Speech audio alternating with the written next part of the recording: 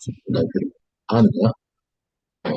Kita berdoa, terima kasih Tuhan atas segala kasih-Mu, Kau baik dan sangat baik sampai hari ini. Rindu Engkau berfirman, Kau nyatakan usaha terbatas, tapi Tuhan bekerja saatnya kami rapi kami yang menyampaikan. Terima kasih Tuhan, seperti kami dan Yesus Kristus kami sudah berdoa bersyukur. Haleluya. Amin. Amin. Dan saat ini Tuhan, tapi sebelum kita Tuhan, ada pertanyaan yaitu dalam waktu senggang, ya, kita pasti punya waktu senggang. Kegiatan apa yang kita sehingga nanti sangat berarti buat hidup sekarang dan yang akan datang. Ini saya tanyakan ke kita, tentu dari dia dulu jawab apa yang lakukan. Ya, silakan dia. Ya, baik. Shalom, Sampai Bapak Ibu buka semua. Kameranya nggak jelas. Ya, Nah, baik. Shalom, Bapak Ibu semua. Jadi pertanyaannya dalam waktu senggang kegiatan apa yang dilakukan gitu ya berarti untuk kehidupan masa kini dan masa yang akan datang ya. Ya, saya sih biasanya kalau lagi enjoy santai begitu saya ambil waktu untuk ini ya apa namanya ingat sama teman-teman gitu, ingat sama jiwa-jiwa baru kalau ini saya hubungin tanya kabar gitu. Nah itu yang pertama ya, kadang-kadang kalau ini juga saya ambil untuk kesempatan untuk berdoa itu untuk pergumulan-pergumulan yang belum selesai ya, yang masih ada. Itu saja Pak, terima kasih. ya, oke. Sekarang kita bicara buat Ibu. Kita malam berikan silakan guru malam. Ya, silakan. Kegiatan saya kalau seandainya pada siang gitu atau di waktu senggang gitu ya, saya suka ini apa namanya di YouTube gitu dengar-dengar firman Tuhan, Debbie Basir kayak apa namanya pendeta Robin Ho ataupun Gilbert, ya semuanya mana yang kira-kira bagus atau memang itu berkenaan dengan saya catat ayat-ayatnya, begitu pula saya kirim ke saudara-saudara, ke teman. Jadi di dalam Facebook saya itu yang kayak Brenda-Brenda itu ada semua ayat-ayat firman, siapa yang berkhotbah, siapa yang ini gitu. Jadi saya sangat terberkati dengan hal-hal yang begitu gitu. Soalnya kalau soalnya membaca kadang-kadang gimana ya? Kalau baca kayaknya saya kurang ini, tapi kalau saya mendengar ada hamba Tuhan gitu, kayaknya dia buat contoh, kayaknya berkenan kepada saya gitu. Jadi itu aja, hampir setiap hari kadang-kadang 2 jam, 3 jam, 4 jam gitu, saya dengerin kira-kira mana yang bagus, saya catat. Ya itu tadi saya kirim ke saudara-saudara. Ya itu yang memberkati saya itu aja, totonya udah sore aja gitu. Itu aja Pak, makasih. Ya, terima kasih banyak. Ya, sudah sampaikan waktu senggang berarti sekarang datang di Tuhan ya. Ini suatu hal yang baik yang kita kerjakan. Dan hari ini kita belajar tentang Tuhan, yaitu bagaimana kita punya keterwawanan itu cukup ya, cukup ini penting. Itu mana kita mengikutnya sehingga nanti kita mengerti apa itu. Saya kembali ke Tuhan Matius 11 ayat 28 sampai 30. Saya baca ini. marilah kepadaku semua yang letih lesu dan berat, aku akan memberi kelegaan kamu. Pikulah yang kupasang dan belajarlah padaku, karena aku lemah lembut dan rendah hati, dan juga ketenangan. Sebab yang kupasang itu enak dan bebanku pun ringan. Jadi ada 3 hal yang kita belajar dari pertama tentang panggilan. Panggilan ini bisa kita meresponin sekedar merespon saja, atau juga serius merespon. Kita merespon cuma 0%, 70%, ada 100% di sini. Kata marilah kepadaku ini berbicara tentang panggilan. Di sini akan terlihat nanti hasil jika respon kita betul-betul total ya dalam panggilan. Tuhan mau kita menanggapi panggilan Tuhan itu bukan sekedar seperti suara biasa yang sambil lewat, tapi kita memang meresponinya yaitu 100%. Marilah kepadaku semua, arti semua tanpa terkecuali. Kata semua, kondisi manusia yang tak terbatas. Kata semua berbicara siapa saja, tua, muda, kaya, ataupun miskin. Tuhan memanggil semua orang. Nah, yang seperti apa Tuhan panggil? Yang letih lesu dan berat. Kalau letih lesu dalam arti kata fisik, itu mudah solusinya. Kita bisa istirahat, cukup, sudah untuk bangun, selesai. Kita rasa segar lagi kembali. Tapi yang menjadi masalah manusia bukan masalah letih lesu dalam arti kata fisik, tapi letih lesu ini berbicara tentang rohani. Nah, kenapa orang sulit tidur? Karena letih lesu dalam alam pikirannya selalu berpikir bagaimana masalahku, bagaimana problem, bagaimana persoalanku. Jadi yang dipikirkan adalah masalah yang sedang dihadapi. Bahkan kondisinya berbeban berat. Nah, di sini. Jadi kondisinya berbeban berat di sini. Di sini bukan beban yang kita pikul secara fisik, tapi semuanya ini berbicara perkara-perkara rohani. Jadi letih lesu juga adalah rohani, berat juga adalah perkara. Jadi Tuhan tidak membatasi orang, tapi sikap manusia yang membatasi dirinya untuk menanggapi panggilan itu. Jadi panggilan itu adalah respon bagaimana setiap manusia menanggapi terhadap apa panggilan Tuhan. Maka jangan kaget saudaraku, orang yang tidak punya pendidikan khusus, misalnya punya gelar STH, itu lebih luar biasa Tuhan panggil dalam pelayanan daripada orang yang punya pendidikan khusus dengan mengandalkan gelar, ya, gelar saja. Nah, Tuhan tertarik yaitu bagaimana kita menanggapi panggilan Tuhan itu. Saya percaya kalau kita menanggapi itu 100%, bahwa apapun kondisi kita, situasi kita, apakah bentuknya letih lesu atau luar berat, Tuhanlah sebagai solusi. Apa Tuhan kata? Aku akan memberi kelegaan kepadamu.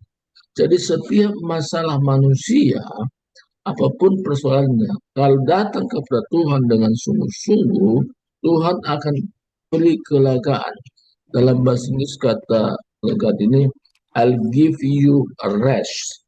Artinya tidak ada lagi rasa berat lagi. Rest di sini adalah seperti kondisinya enggak ada lagi masalah yang kita pikirkan lagi. Apapun masalah kita yang masih ada, tapi kita anggap di luar semua. Tidak akan mengganggu dalam pikiran kita. Tidak akan mengganggu dalam istirahat kita. Tidak mengganggu dalam pekerjaan-pekerjaan sehari-hari yang kita lakukan. Kenapa? sudah kita menyerahkan semuanya kepada Tuhan. Kita tahu bahwa solusi dalam persoalan hidup kita hanya datang kepada Tuhan. Saya teringat dulu ketika saya masih bekerja, saya berpikir kalau saya punya uang dan saya simpan uang di bank, saya pikir itulah sudah menjadi tujuan hidup. Nah, saudaraku, saya berusaha itu, tapi begitu uang dan simpan di bank, saya berpikir lagi, kalau seandainya saya meninggal dunia, siapa yang memiliki uang itu? Saya pikir saya ambil tarik lagi uangnya. Karena waktu itu saya menyimpannya di luar negeri dan orang tua juga tidak bisa mengambil. Nah, jadi berpikir lagi tadi. Tapi lewat pengalaman ada seorang yang mandiri saya bagaimana solusinya dalam hidup ini.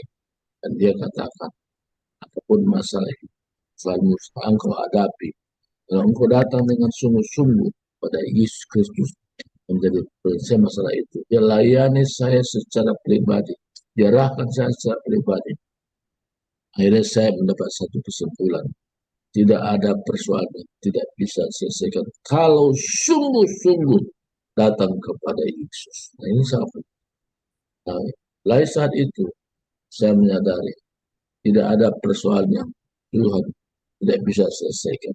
Semuanya bisa selesai. Maka menanggapi panggilan ini sangat penting. Jadi jangan kaget orang yang sudah lama menjadi orang Kristen dan tanda kutip. Kok kondisinya nggak naik-naik, nggak meningkat rohaninya. Tetapi orang yang baru ukurannya masih belum setahun, tapi begitu dahsyat penyitaan luar biasa. Kenapa? Karena dia menanggapi panggilan itu 100%. Dia sungguh-sungguh. Dia tahu bahwa apapun masalah hidupnya, kalau datang kepada Tuhan dengan sungguh-sungguh, dan hidupnya akan diubahkan. Dan pikirannya memiliki pikiran yang baru, bukan pikiran yang lama lagi. Dan Tuhan nyatakan padanya. Maka seringkali orang yang kok bisa masih kemarin dia sudah bisa melayani. Bukan masalah kemarin, tapi masalah penyerahan diri ini.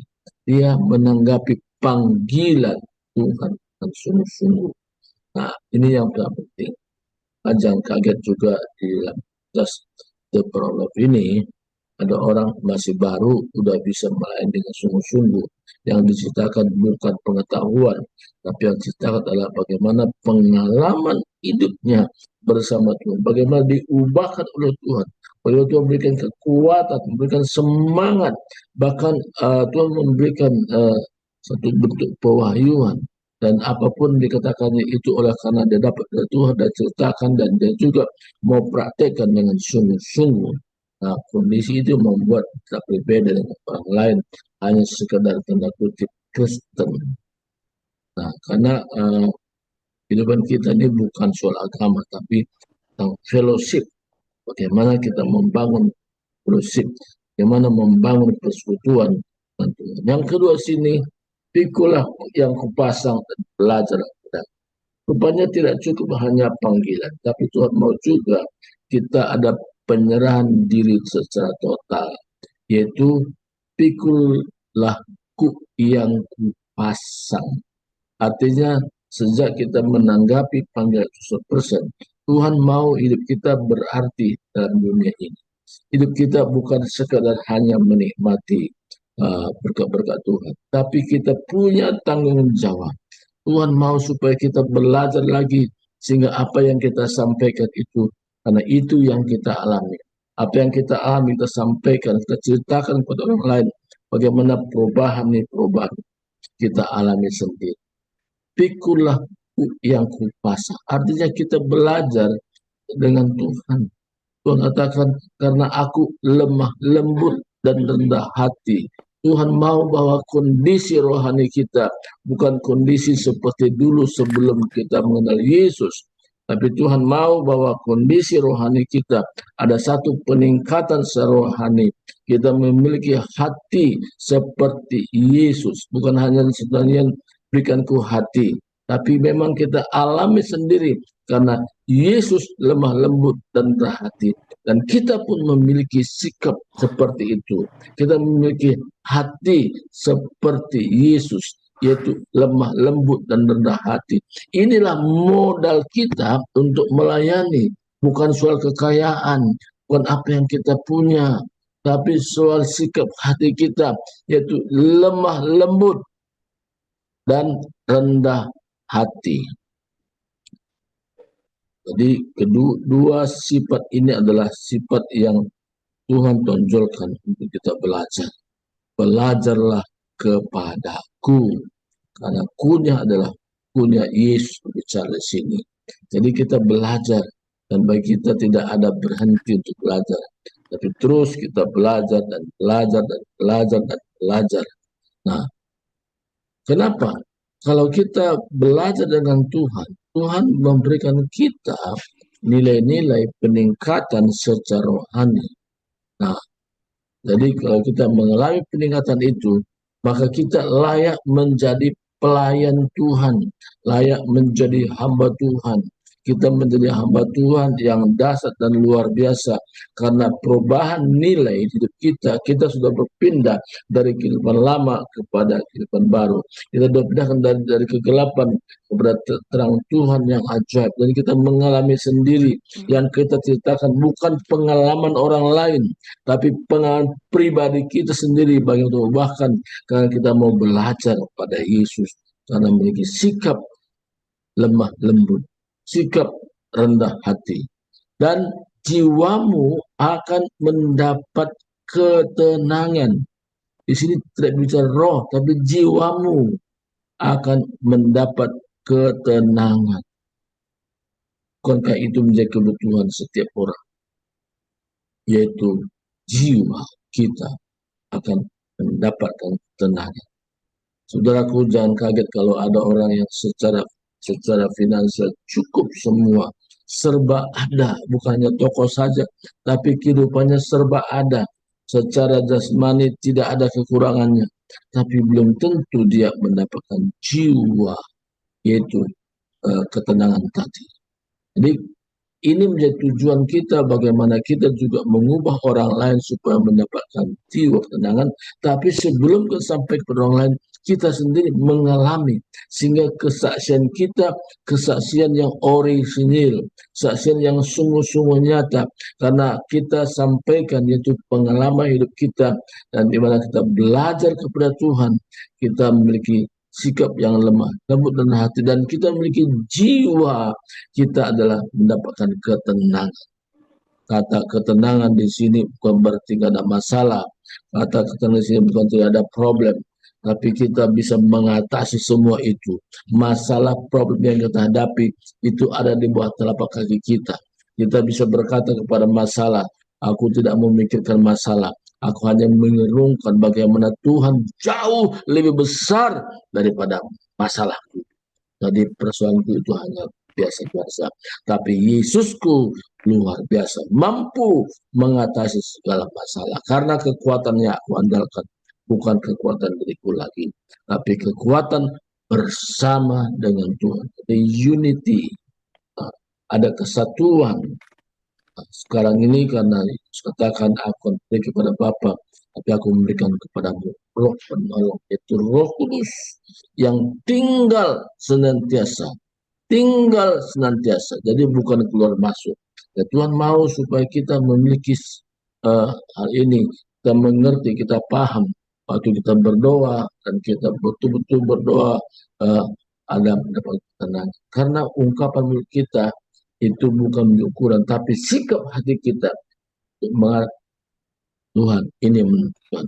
Dan kita berkata, Tuhan, aku tak dapat buat suatu apapun yang baik, tapi bersama Tuhan aku mampu jaga perkara-perkara besar, karena kuasa Tuhan tak terbatas, kuasa Tuhan dahsyat, kuasa Tuhan luar biasa, sehingga kita melangkah senantiasa bersama Tuhan.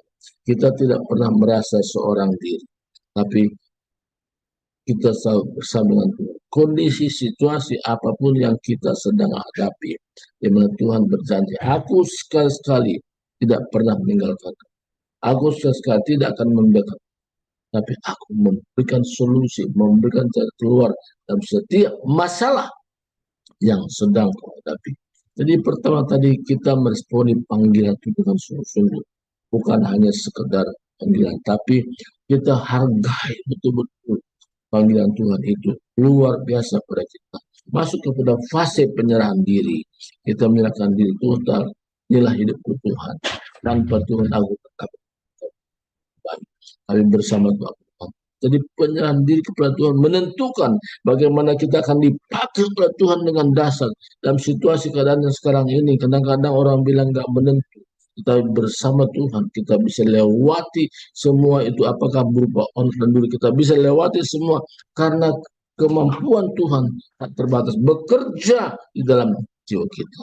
Yang terakhir, sebab yang kupasang itu dan bebanku ringan. Artinya keterlibatan kita dalam pelayanan itu juga itu sangat menentukan bagaimana kita mengalami satu kehidupan yang serohani makin meningkat dan meningkat. Jadi orang yang meresponi panggilan itu, orang yang menyerahkan dirinya kepada Tuhan, orang mau betul-betul tanggung jawab dalam pelayanan ini, maka hidupnya ada bagi jaminan yang pasti dari Tuhan.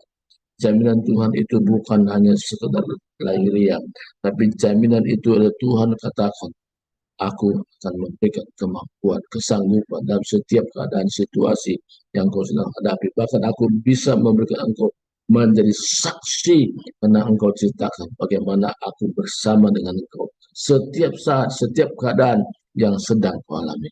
Saudaraku, satu pengalaman saya sendiri. Saya mengalami bagaimana penyertaan Tuhan ketika saya menanggapi panggilan ini, ketika saya mengerti tentang penyerahan diri. Maka setiap hari, dalam hari-hari hidup saya mengalami bagaimana Tuhan senantiasa bersama. Bahkan apapun yang sedang saya hadapi, dan saya bisa mampu melayani. Tapi bukan karena aku, tapi kasih karunia Tuhan yang bekerja di dalam hidupku. Sehingga ketika saya berhadapan dengan orang, Tuhan katakan, apa persoalan orang itu? Apa problem orang itu? Walaupun orang itu tidak ceritakan masalahnya, tapi Roh Kudus yang tinggal dalam diri saya itu menjelaskan persoalan orang sesungguhnya. Sehingga dalam melayani itu bukan hal yang sulit bersama Tuhan. Bisa melewati semua hal-hal yang tidak mungkin bagi manusia itu menjadi mungkin, dan kita bisa mengalami sendiri. Kenapa? Roh Kudus itu bekerja, itu peran Roh Kudus menguasai seluruh alam kehidupan kita, roh dan jiwa kita, sehingga kita menjadi pelayan Tuhan yang handal dan luar biasa. Dan orang bisa melihat sendiri juga. Orang bisa menyaksikan bagaimana Tuhan bekerja dasar rohnya.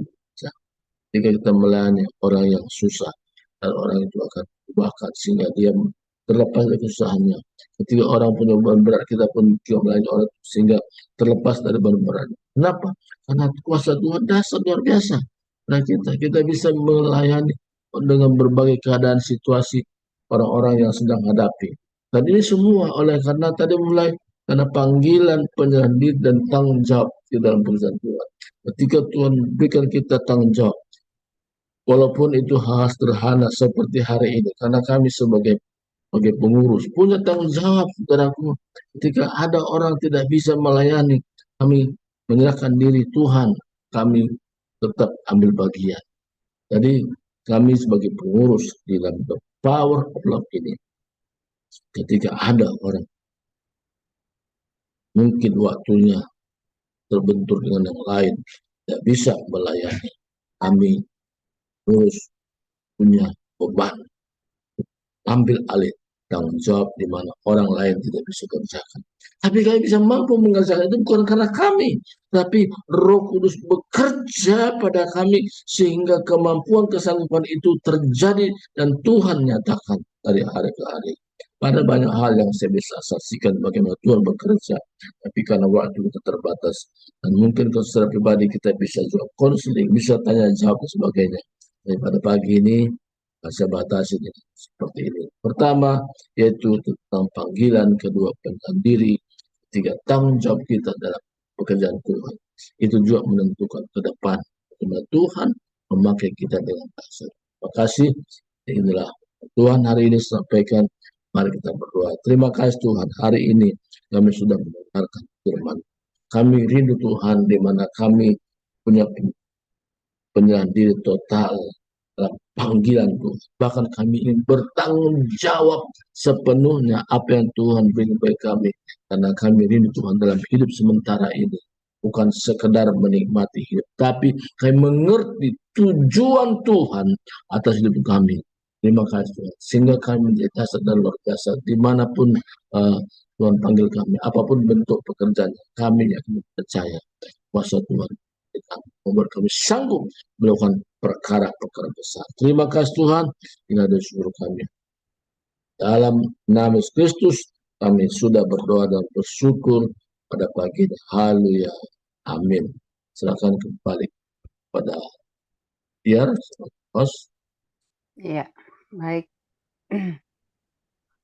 Ya, terima kasih Pak Surbakti untuk firman Tuhan yang luar biasa pada pagi hari ini ya. Saya melihat judul perikopnya ini ajakan juru selamat ya. Jadi ini Yesus sendiri yang langsung berkata, ternyata kalau kita baca dari Matius 11 ayat 25 ya dari atas itu, pada waktu itu berkatalah Yesus, aku bersyukur kepadamu Bapa, Tuhan langit dan bumi, karena semuanya itu engkau sembunyikan bagi orang bijak dan orang pandai, tetapi engkau menyatakan kepada orang kecil. Ya Bapa, itulah yang berkenan kepadamu. Semua telah diserahkan kepadaku oleh Bapakku, dan tidak seorang pun mengenal anak selain Bapa, dan tidak seorang pun mengenal Bapa selain anak, dan orang yang kepadanya anak itu berkenan menyatakannya. Nah, ayat 28 firman hari ini, marilah kepadaku semua yang letih lesu dan berbeban berat, aku akan memberi kelegaan kepadamu. Pikullah kuk yang kupasang dan belajarlah kepadaku, karena aku lemah lembut dan rendah hati, dan jiwamu akan mendapat ketenangan. Sebab kuk yang kupasang itu enak dan bebanku pun ringan. Amin. Luar biasa. Saya pagi hari ini diteguhkan dengan firman Tuhan ini. Yaitu tadi sudah disampaikan ya.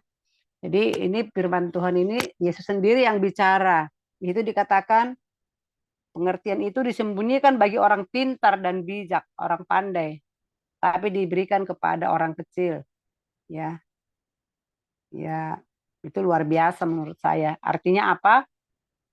Tuhan bukan melihat orang pintar atau bijaknya, tapi Tuhan melihat orang yang merasa di hadapan Tuhan itu tidak berarti, ya kecil, ya kan? Jadi rendah hati berarti. Orang yang dia merasa di hadapan Tuhan itu kecil, tidak ada apa-apanya, orang itu berarti mempunyai kerendahan hati. Nah, itu pengertian saya hari ini. Ya, jadi yaitu tadi seperti firman Tuhan tadi, jangan salahkan kalau ada orang yang bijak, ya jangan heran, saya bukan salahkan. Jangan heran kalau ada orang yang pintar, bijak, tapi eh, tidak bisa melakukan firman Tuhan. Ya, dia firman Tuhan semua menguasai, hafal, tapi praktek tidak bisa. Tapi pengertian itu diberikan kepada orang kecil. Orang kecil, tanda di garis bawahi, tanda kutip, orang yang menganggap dirinya di hadapan Tuhan tidak ada apa-apanya tanpa penyertaan Tuhan. Itu pengertian pagi hari ini. Kemudian juga dikatakan respon untuk tadi kata hambanya, ya kita harus bagaimana respon kita terhadap panggilan Tuhan, ya terhadap ajakan juru selamat ini. Ya panggil mari kepada aku yang letih lesu gitu kan. Nah, maukah kita apa tidak? Berapa persen? Kemudian bagaimana penyerahan diri kita secara total untuk memikul kuk. Kuk itu sebenarnya bicara perintah ya, bicara perintah, bicara firman Tuhan. Kamu begini, hikmat itu hikmat kuk. Nah, kemudian juga yang ketiga tanggung jawab ya tadi. Kita harus bertanggung jawab dengan apa yang Tuhan percayakan kepada kita. Jadi masing-masing diserahkan kepada kita. Saya bersyukur buat pagi hari ini ya saya mendapatkan pengertian baru untuk lebih lagi tadi bicara sikap hati. Ya, penyerahan diri itu adalah sikap hati yang lemah lembut dan murah hati. Itu saja saya mendapatkannya. Bapak Ibu terima kasih buat firman-Nya. Saya kasih kesempatan hanya 2 orang saja mungkin mau menanggapi atau mau bersaksi. Silakan langsung dibuka mic-nya. Silakan Bapak Ibu. Ya, Bu Rahmalem saya lihat buka mic, silakan Bu. Shalom, selamat pagi saudara-saudara yang dikasihi oleh Tuhan Yesus Kristus. Ya, Firman shalom, Tuhan shalom. ini, firman Tuhan ini sangat gimana ya? Sangat berarti atau sangat berguna atau ya sangat baik buat saya karena selama ini ya, Meneguhkan. iya sangat meneguhkan bagi saya karena selama ini terus terang aja ya, apapun kita yang kita pikirkan biasanya kan ya kita pikirkan terus masalah-masalah itu sehingga kita nggak bisa tidur gitu. Ternyata memang sih selama ini kita menyerahkan diri tapi ya nggak total, nggak sepenuhnya gitu ya. Ya setelah kita mendengar firman Tuhan ya memang kita harus menyerahkan diri secara total, itulah supaya apa namanya kuasa Tuhan dahsyat luar biasa bagi Amen. kita. Begitu juga ya memang kita harus menyerahkan diri, kalau enggak kemana kita pergi gitu.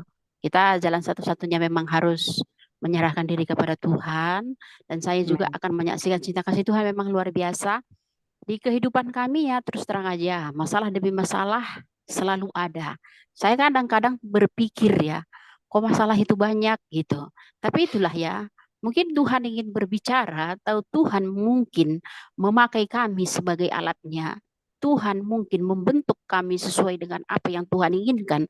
Karena seperti firman Tuhan mengatakan bukannya orang pintar gitu atau bukannya orang baru gitu. Yang penting kan bagaimana penyerahan diri kita kepada Tuhan, bagaimana kita bisa merespon firman Tuhan, bagaimana ada tanggung jawab kita gitu. Tapi terus terang aja ya, begitu masalah persoalan terkadang ya kita sudah lakukan yang terbaik, kadang-kadang salah. Kadang-kadang kita sudah memberikan apa yang menjadi kebutuhan buat orang lain, terkadang salah. Semuanya serba salah. Tapi ya di sini kita ya memang seperti firman Tuhan mengatakan tadi, ya memang ya Tuhan ingin memakai kita, bukannya orang pinter gitu kayak orang Parisi kan pinter titik koma dia tahu gitu. Tuhan memakai ya istilah kata memang puing-puing yang enggak ada artinya gitu untuk menyatakan kemuliaan, menyatakan kasih Tuhan gitu. Bagi saya ya terus terang aja ya, kita di dalam Zoom ini saya sangat terberkati. Contohnya ya, firman Tuhannya itu memang luar biasa bagi saya. Itulah ya yang pertama. Kedua, bagaimana hubungan kita sesama. Memang sih terus terang aja kita nggak bisa melihat dengan tatap muka atau wajah apa, tapi di dalam Zoom ini kita lihat. Tapi kan ya kita nggak tahu hati mereka masing-masing ya. Cuma ya saya selalu berpikir positif ya, semuanya itu baik gitu ya. Kalaupun seandainya ya apa pendapat orang itu terserah dia, itu urusannya dengan Tuhan gitu ya. Tapi saya sangat terberkati gitu. Jadi satu dengan yang lain kita bisa membangun, kita menanya bagaimana persoalan, kita didoakan gitu. Jadi saya sangat terberkati gitu ya. Saya sangat luar biasa respon saudara-saudara gitu ya.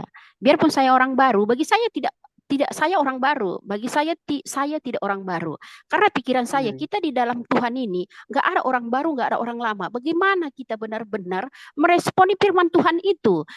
Terus terang saja, kalau melayani di bidang saya dari SMP sudah melayani. Saya dari SMP guru sekolah minggu, SMA juga saya guru sekolah minggu. Tamat SMA pun saya ke Jakarta ini. Di komplek Mabat, saya juga guru sekolah minggu. Begitupun saya sudah menikah dengan suami saya juga guru sekolah minggu dan saya juga melayani. Terus bagi saya itu nggak ada orang baru, nggak ada. Bagaimana respon kita untuk mengundang Roh Kudus itu dalam hati kita, bagaimana kita bisa membagikan kepada orang lain,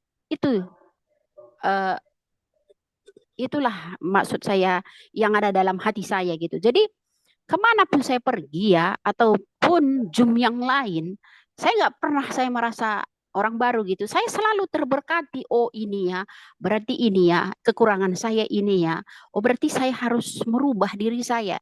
Seharusnya terus saya harus membagikan ke orang lain. Oh begini ya, begini. Jadi saya sangat terberkati. Bukan maksud saya untuk apa gitu ya. Karena ya di dalam Zoom ini bagi saya kita semuanya sama, nggak ada beda-beda kaya, miskin, ataupun apa pandai, ataupun bodoh, ataupun cantik, nggak.